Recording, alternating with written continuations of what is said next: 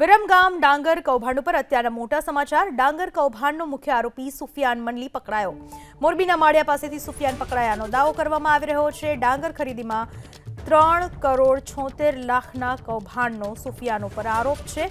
હવે કૌભાંડીની પૂછપરછમાં મોટા ખુલાસાઓ થશે। કૌભાંડના આટલા દિવસ બાદ સુફિયાન પકડાતા પોલીસની કામગીરી પર પણ સવાલો ઊભા થઈ રહ્યા છે। કૌભાંડ આચર્યા બાદ આરોપીના હરિયાણા અને રાજસ્થાનમાં લોકેશન મળ્યા હતા।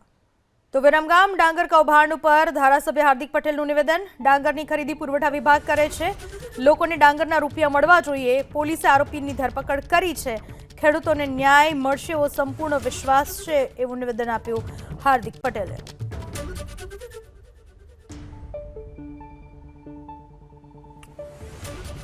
હાર્દિક પટેલે નિવેદન આપ્યું તે પ્રમાણે ખેડૂતોને ન્યાય મળશે, પોલીસે આરોપીઓની ધરપકડ કરી લીધી છે, લોકોને ડાંગરના રૂપિયા મળવા જોઈએ।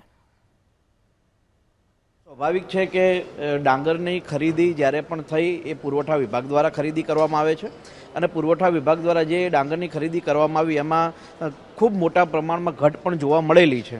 હવે સ્વાભાવિક છે જે ખેડૂતોએ ડાંગર નાખ્યું હોય એમને પૈસા ન મળ્યા હોય તો એ વિરોધ કરતા જ હોય અને એ લોકો જે વિરોધ કરે છે વ્યાજબી વિરોધ છે, એ લોકોને ડાંગરના પૈસા પણ મળવા જોઈએ। અને જે આરોપીની ધરપકડની વાત ખેડૂતો દ્વારા અને સરકાર દ્વારા કરવામાં આવે છે એ આરોપીની ધરપકડ ગઈકાલ રાત્રે જ વિરમગામ પોલીસે કરેલી છે અને મને ચોક્કસ ભરોસો છે કે યોગ્ય તપાસ કરીને ખેડૂતોને ન્યાય આપવાનો સંપૂર્ણ પ્રયાસ પણ થશે।